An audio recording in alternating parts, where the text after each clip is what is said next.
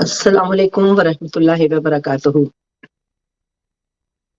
معزز اور معتبر سامعین اور ناظرین کرام، ہم اپنی مشعل راہ کی اس نشست کے ساتھ آپ کے حضور میں حاضر ہیں۔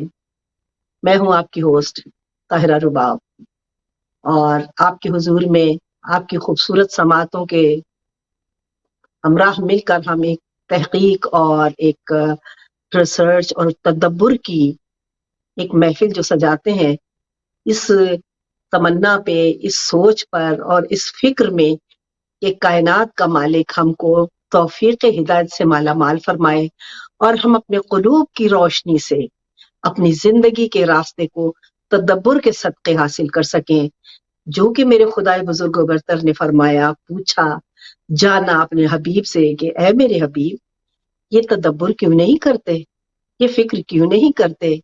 تو آئیے ذات ذوالجلال کی خوشنودی کے لیے ہم فکر و تدبر سے اس مقام ابدیت کو پا سکے جس پر میرا خدا کہے کہ ہاں میرے بندے، میں تجھ سے راضی، تو مجھ سے راضی، لوٹ اپنی منزل کی طرف واپس کہ تو کامیاب ہو گیا۔ اسی کو ہم نجات کہتے ہیں۔ نجات پانا ہماری زندگی کا دراصل مقصد ہے، لیکن کس طرح کی نجات پانا، اس کا شعور ہم کو حاصل کرنا ہے۔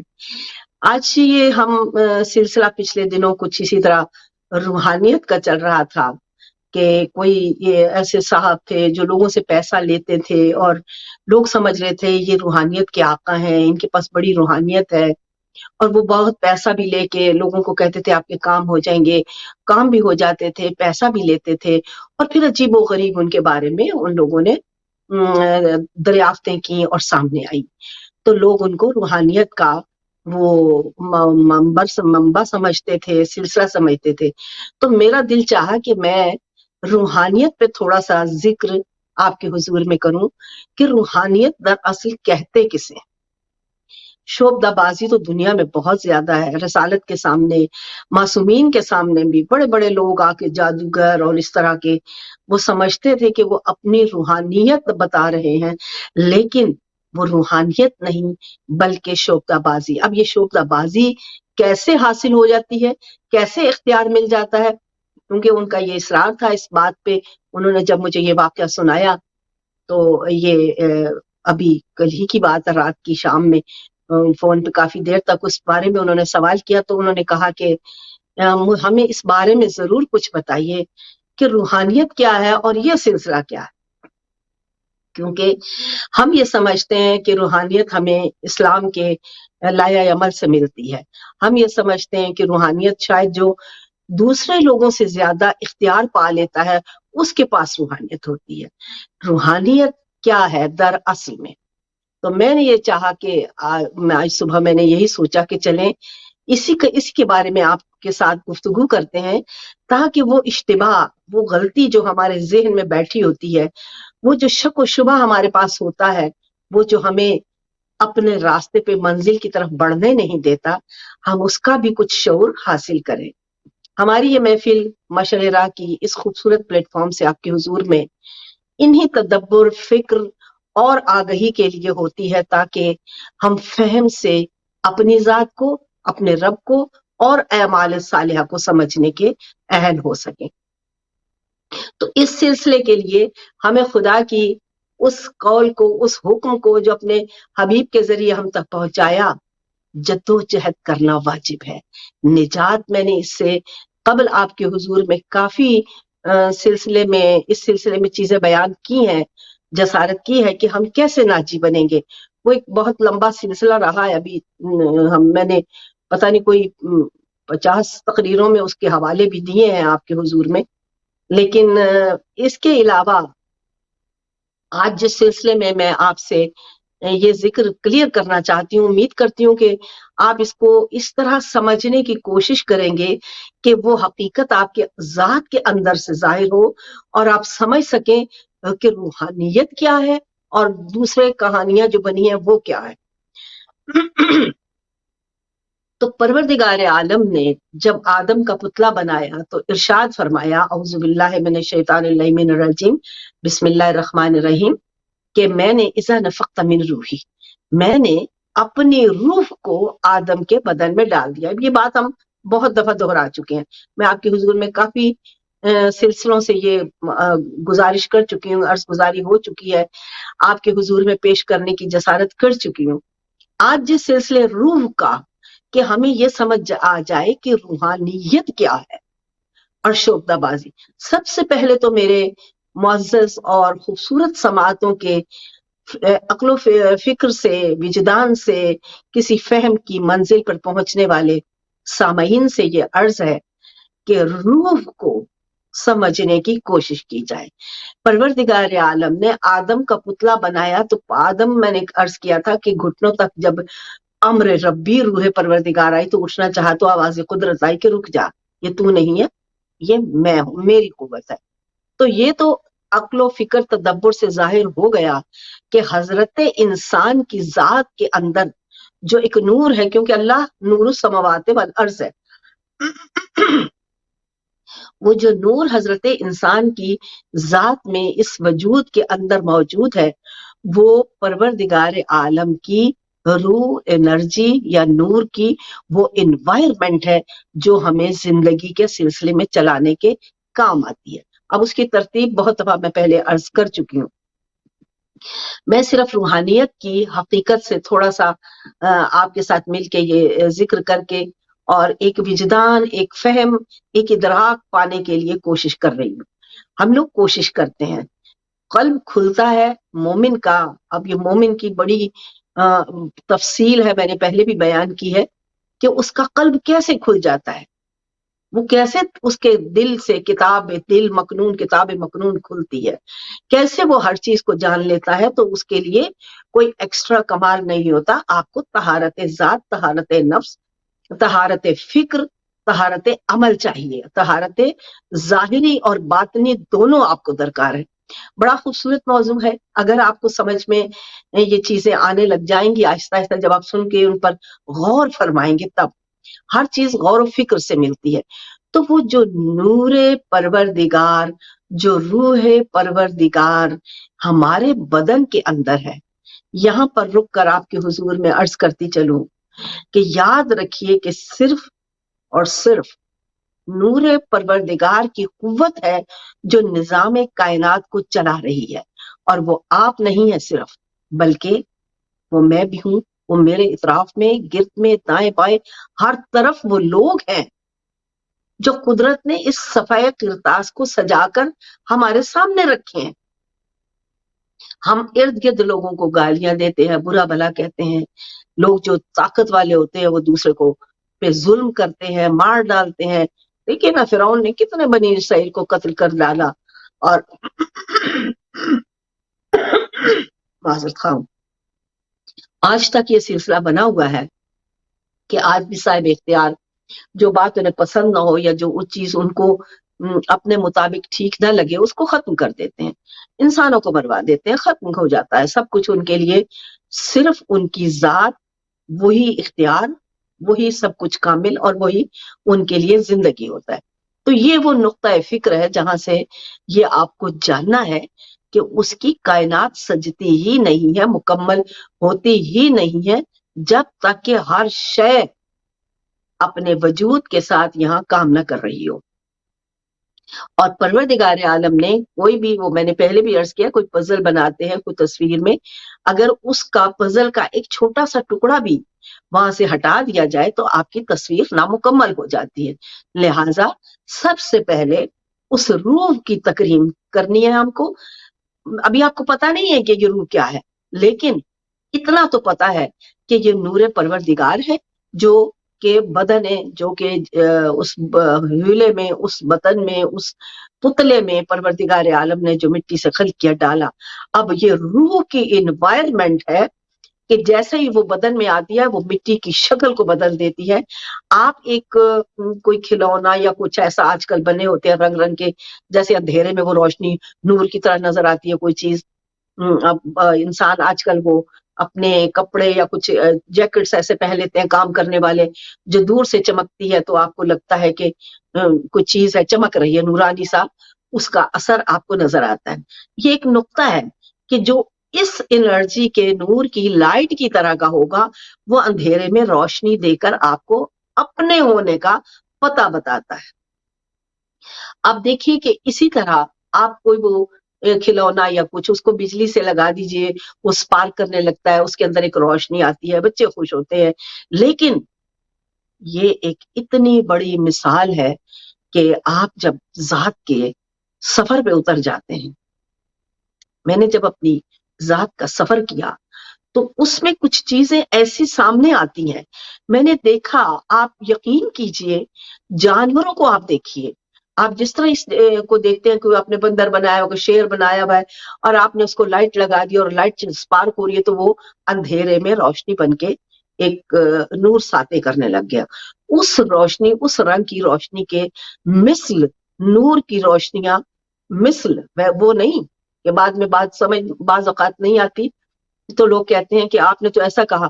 اس کی مثل، اس جیسی اس کی طاقت نہیں ہے ہمیں دیکھنے اور سمجھنے کی، لیکن اس کی فریکوینسی اتنی کم ہمارے سامنے ہے کہ ہم اس کو دیکھ بھی سکتے ہیں اور محسوس بھی کر سکتے ہیں. تو اب روح جب بدن میں آتی ہے، وہ انسان کے بدن میں آتی ہے تو وہ جلد اور ماس کی طاقت میں ہوتی ہے، کیونکہ جب یہ نکل جاتی ہے تو اس کو آپ ڈال دو تو اس کی جب تک حدت و حرارت کا وہ اثر بدن سے نکلتا نہیں ہے، وہ اپنی تھوڑی حالت میں رہتا، اس کے بعد وہ اپنی حالت کو بدل کے مٹی اور خاک ہو جاتا ہے. لیکن یہاں پہ ایک بہت ضروری اندیا جو آپ دیکھتے اور سنتے ہیں، شاید سمجھ میں نہیں آتا، کہ ایسے لوگ، ایسے نیک پاک لوگ یا ایسے شہید لوگ کہ جن کی قبریں اگر کھودی جائیں تو ان کا بدن بھی ہمیں ایز اٹ از ملتا ہے. تو یہاں پہ جو میرے خدا نے فرمایا کہ کبھی بھی جو خدا کی راہ میں قتل ہوئے، شہید ہوئے، ان کو مردہ مت کہنا. اعمال صالحہ میں مرنے والے کو بھی وہ یہ کمال دیتا ہے جیسا کہ وہ شہید کو دیتا ہے. دیکھیں ایک یہاں پہ بہت اہم دوسری بات، شہید ایک اور درجہ ہے، اعمال صالحہ سے جانا ایک اور درجہ ہے. یہ درجات ہے، یہ روح کی سٹیجز ہیں. ہم لوگ اپنے عقل سے کہہ دیتے ہیں فلاں نیکی کا کام میں ہوا تو اس نے اچھا کام کیا تو وہ شہید ہو گیا. ہاں، حق کے لیے جو بولتا ہے اس کو بے گناہ جب قتل کر دیا جاتا ہے تب وہ شہادت کے درجے پر آتا ہے، کیونکہ وہ حق کے خدا اور رسول میں قائم تھا. اگر کوئی سچائی کے راستے پہ تھا، اگر کوئی حقیقت کے لیے، اگر کوئی جان دیتا ہے، قربانی دیتا ہے کسی بہت بڑے مشن کے لیے، تو وہ مشن وہ ہے جو پروردگار عالم کی طرف سے تعلیم کیا گیا ہے، اس کو شہید کہہ سکتے ہیں. نہ کہ اگر ایک ایسا بد عمل جو دوسروں کی زندگیوں کو، جو عذاب زمین پہ پیدا کرتا ہے، مشکلات پیدا کرتا ہے، فتنہ اور فساد کرتا ہے، جب وہ مر جائے تو اس کے جو حمایتی ہیں وہ بھی اس کو شہید کہنے لگتے ہیں. تو یہ بڑی نازک سے سلسلے ہیں جن کو پہلے ہمیں سمجھنا ہے. تو شہید یا عمل صالحہ کرنے والے کی انرجی جو قوت ہے اس بدن کی مٹی کو اتنا سٹیبل کر دیتی ہے کہ وہ خاک نہیں ہو سکتا، وہ اسی طرح تر و تازہ رہتا ہے جیسے آج ہی اس کو رکھا گیا ہے. کیونکہ ایک وقت مقررہ پر جب اس کو وجود دوسروں کو ملے گا، یہ اسی وجود کے ساتھ جو روح کے عمل کے ساتھ ظاہر ہوتا ہے اپنے سٹیٹس کو لے کر آئے گا.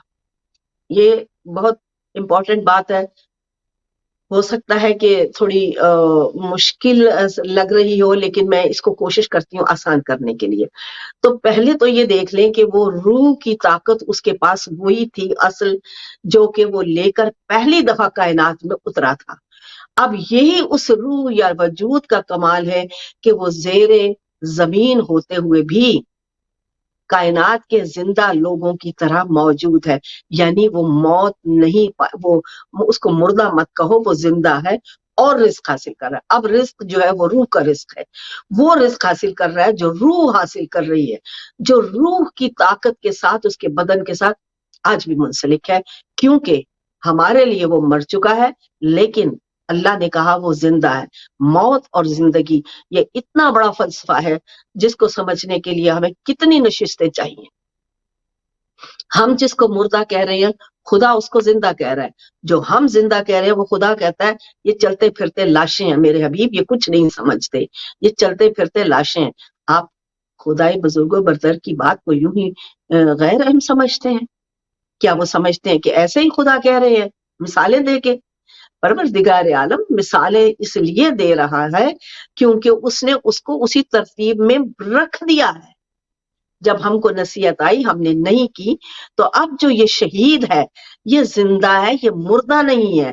اس کا مطلب ہے کہ وہ روح کے ساتھ کسی اور سفر پر ہے، اور اگر ہم چاہیں سورہ واقعہ تو تمہیں کسی اور جہان میں کسی اور شکل و صورت میں پیدا کر دیں اور تمہاری جگہ دوسرے لوگ لے آئیں۔ یہ ان کو سرزنش کر رہا ہے جو کہ خدا کی اس طاقت کو، قوت کو، صنائی کو نہیں مانتے۔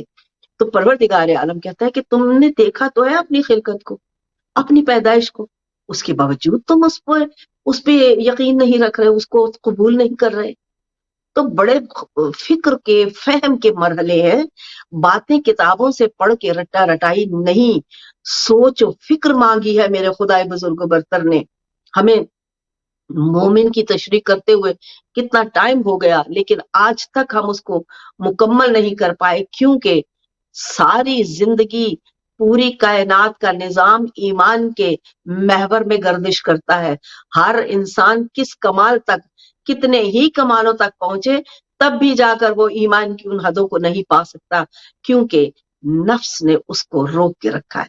اب مجھے اپنے موضوع کی طرف جو مجھے ان کو کلیئر کرنا ہے، تو روح اپنی ذات میں، کمال میں چھپی شناخت کے لیے کہ میں اس کو پہچانوں، اس کی معرفت ہو، تو مجھے اپنی ذات کی معرفت ہوگی۔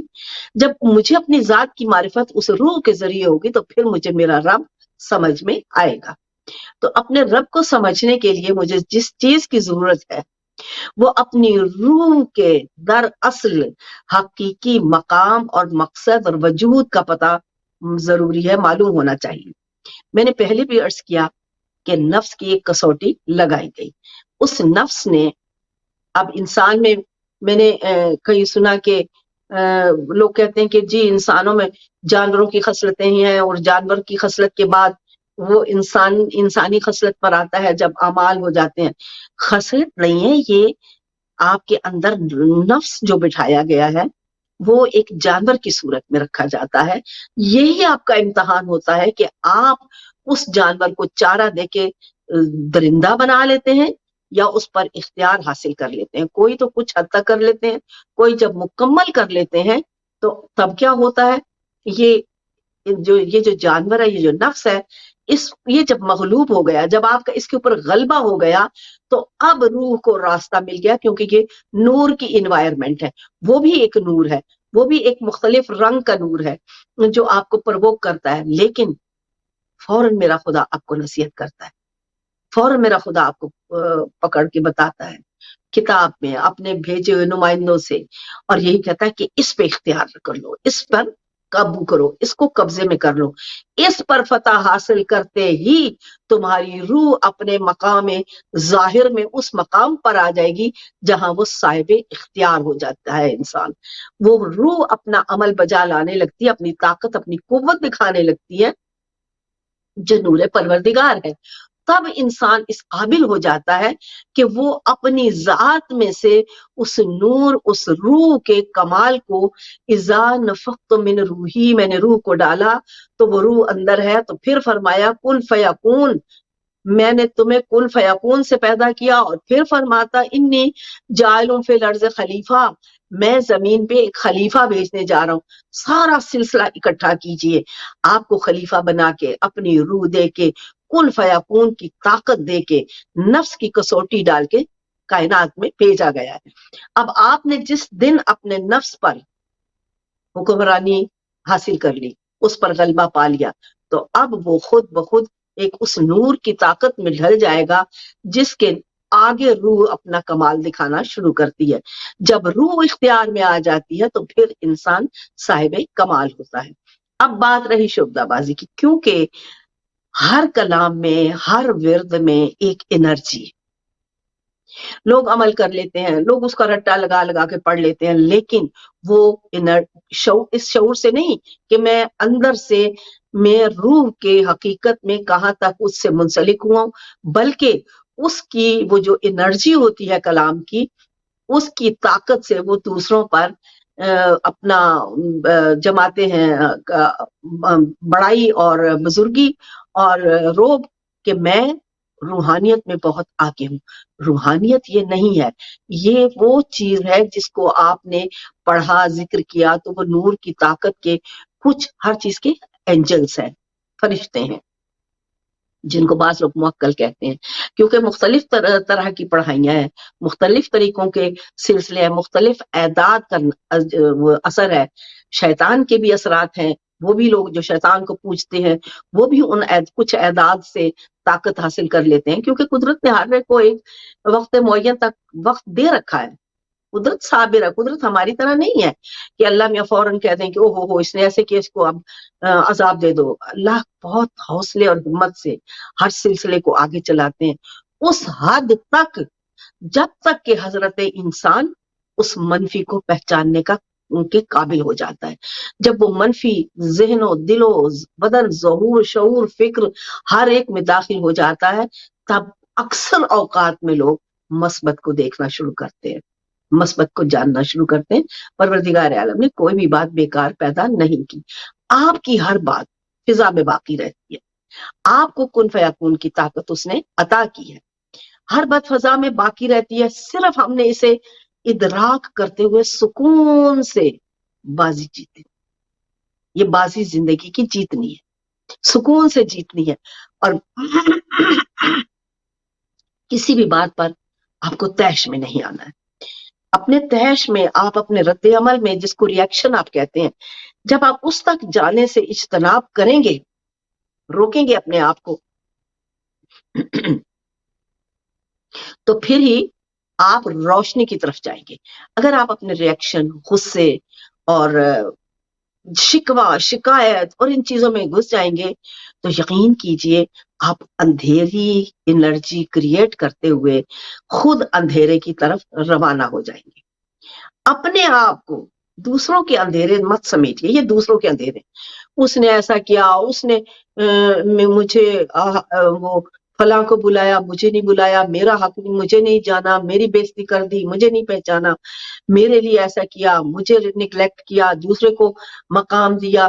تو یہ جب آپ محسوس کریں ایسی چیز تو صرف ایک کریں، آپ جان لیتے ہیں، اللہ آپ کو پہچان کروا دیتا ہے کہ لوگ آپ کو نیگلیکٹ کر رہے ہیں، تو آپ خاموشی سے ان لوگوں کے تعلق سے باہر نکل جائیے، ان کے ساتھ رابطے مت رکھیں، ان کے ساتھ وقت ٹھیک ہے سلام دعا ہے تو ہے، لیکن آپ جب جان گئے، پہچان گئے، تو آپ اپنے رابطے علیحدہ کر لیجئے، خاموش ہو جائیے، اس راستے سے ہٹ جائیے جس پر منفی ہے۔ لیکن چیخنے، چلانے، ریاکشن کرنے، شکوے شکایتیں کرنے سے آپ ان کے اندھیروں کو اپنے اوپر مسلط کر کے خود اندھیری راہ میں گزر جائیں گے۔ ہمیں اس سے اجتناب کرنا ہے۔ اس لیے کہ یہی جو اندھیرے ہیں، یہی جہنم کی تعبیر ہے، یہی ہمارے لیے دوزخ ہے، دنیا میں بھی، ہائے مجھے ایسے کیا، ہائے میرے ساتھ یہ کیا، ہائے میں نے فلاں کے ساتھ ایسا کیا، انہوں نے میرے ساتھ یہ کیا، تو یہ کیا ہو رہا ہے، وہ جل رہے ہیں، وہ الجھ رہے ہیں، وہ تڑپ رہے ہیں۔ تو یہ جو سلسلہ ہے، یہ نفس کی وہ طاقت ہے جو آپ کو، روح کو ظاہر نہیں ہونے دیتی۔ میں ڈاکٹر کے گئی تو ایک بندہ ترکی زبان میں، وہ ان کی جو تھی نرس جو بیٹھی ہوتی ہے کاؤنٹر پہ، اس سے کچھ بات کر رہا، زور لگانے لگا، شور کرنے لگا۔ میں، وہ دروازہ کھلا ہوتا ہے ان کا، اوپر سیڑھیاں نیچے جاتی ہیں، وہیں پہ اوپر جو جگہ اس پہ واک کرتی، انتظار میں تھی۔ وہ بڑبڑاتا ہوا نیچے اترنے لگا، تو میں نے اسے کہا بھائی کیوں غصہ ہو رہا ہے؟ کہنے لگا 4 ڈاکٹروں کے پاس گیا ہوں، کسی کے پاس ٹائم ہی نہیں ہے، کوئی مجھے لیتا ہی نہیں ہے، تو یہ کوئی بات میں نے کہا آرام سکون سے میری بات سن، نہیں تجھے ملا وقت، تو واپس جا رہا ہے، اب یوں تو سیڑھیوں میں چلا چلا کے اپنی جان کا خسارہ کر رہا ہے، غصے سے تو دیوانہ اور پاگل ہو رہا ہے، تیرے اندر ایک نقصان ہو رہا ہے۔ ان چاروں ڈاکٹروں کو کوئی فرق پڑ رہا ہے؟ وہ ایک دم سے خاموش ہو۔ میں نے کہا ان کو کوئی فرق پڑ رہا ہے؟ کوئی نہیں۔ نقصان کس کا ہو رہا ہے؟ تو۔ تکلیف میں کون ہے؟ تو۔ کہتا یہ بھی درست ہے۔ یعنی اتنی سی بات کا اس کو میں نے اشارہ، تو وہ مجھے کہتا آپ کا بہت شکریہ، آپ نے میرا ڈے خوبصورت کر دیا جو کہ ہیل بنا ہوا تھا۔ اتنی سی، یہ فرق ہے، یہ ہے ہمارے نفس کے ساتھ اتنی سی بات کی روشنی کا فرق۔ ایک دو لفظوں میں وہ شخص پرسکون ہوا اور آرام سے وہ مجھے سلام کرتا ہوا مسکراتا ہوا وہاں سے چلا گیا کہ آپ صحیح کہہ رہی ہیں واقعی۔ تو ہمیں کبھی یہ سوچ نہیں آتی کہ ہم وہاں تک سوچیں، کیونکہ نفس ابھر رہا ہوتا ہے، شور کر رہا ہوتا ہے۔ تو روح جو ہے وہ اس کو اتنی متاثر ہم کر دیتے ہیں کہ وہ تکلیف میں آ جاتی ہے۔ تو اب جو لوگ روحانیت کا درس آپ کو دیتے ہیں، روحانیت کو آپ یہ مت سمجھیے کہ قرآن پڑھ لیا، نمازیں پڑھ لی، ہم نے تقریریں سن لی، ہم نے کچھ باتیں کر لی تو ہمیں اس کی سمجھ بھی کوئی نہ آئی تو ہم نے ایک روحانیت کا سلسلہ پا لیا۔ روحانیت روح کی پہچان ہے۔ میں یہاں سے اب آگے چلتی ہوں کیونکہ ہمارے پاس وقت پھر دامن وقت میں اتنی زیادہ گنجائش نہیں ہے۔ روح اس طاقت جو کہ آپ کسی عمل سے، کسی دعا سے، کسی چیز سے جو حاصل کر لیتے ہیں، تو وہ جو طاقت ہے اس سے آپ اس کے جو کلام کے اینجلز یا نوری وہ چھوٹی چھوٹی مخلوق ہوتی ہے، اگر آپ کسی معراج کی تحقیق میں آگے بڑھ جائیں تو پھر آپ کو وہ چیزیں نظر آنے لگتی ہیں، آپ دیکھ لیتے ہیں۔ تو اب جب وہ ان کو، کیونکہ وہ عامل اس کو کہتے ہیں ہم، کیا اختیار ہو جاتا ہے، اتنا وہ پڑھ لیتے ہیں کہ وہ اس چیز کے اوپر حاوی اپنی روح کو کر لیتے ہیں۔ روح کی طاقت اتنی قوی ہو جاتی ہے ان کی ظاہری، لیکن ان کو خود پہچان نہیں ہوتی۔ یہ بہت ضروری بات ہے جس کو میں اب کلیئر کرنا چاہتی ہوں۔ تو وہ اس سے شعبدہ بازی تو کر سکتے ہیں، لیکن نفس کے اوپر ان کا اختیار نہیں ہوتا۔ پیسہ دے دو، یہ دے دو، بری علتیں بھی ان لوگوں میں آپ کو ملتی ہیں، غصہ آپ کو ان میں ملے گا، ریاکشن آپ کو ان لوگوں میں ملے گا۔ جو روح کی شناسائی رکھتا ہے، جس میں روحانیت ہوتی ہے، اس میں یہ بیماریاں نہیں ہوتی۔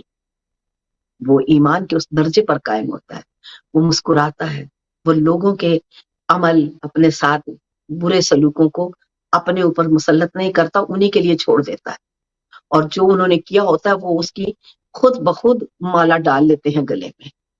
جو آپ کے ساتھ زیادتی کر رہا ہے، برا کر رہا ہے، تو روح کو وہ تو اپنی معرفت دیجئے، معراج دیجئے۔ روح کب پد ملے گی؟ جب مجھے یہ پتا چلے روح آپ کے ساتھ کیسے۔ وہ لوگ جو ائمہ معصومین تھے، انہوں نے بے شک دنیا داری ہمیں سکھائی، دنیا داری کر کے کہ اس طرح زندگی گزارو، لیکن ہم نے اپنے ماحول میں ان کو کنورٹ کیا ہے۔ جو روحانیت کا درس تھا وہ ہم نے نہیں لیا۔ روحانیت کس نے دیکھیں، ہم دیکھتے ہیں شاہ شمس تبریز آتے ہیں اور رومی کو وہ پڑھا رہے ہیں تو پوچھتے ہیں یہ کیا کر رہا ہے۔ اب وہ روحانیت میں شاہ شمس تبریز اس مقام پر تھے کہ جہاں ان کا اختیار ہر چیز کے اوپر تھا، وہ شعبدہ باز نہیں تھے۔ یہ فرق تھا، یہ پڑھی ہوئی اور وہ روحانیت کی جب ان کو اندر سے، ذات کے اندر سے روشنیاں ہو گئیں اور راز ذات کھل گیا۔ یہ بہت دوسری منزل ہے، اس پہ پہنچنا ہے۔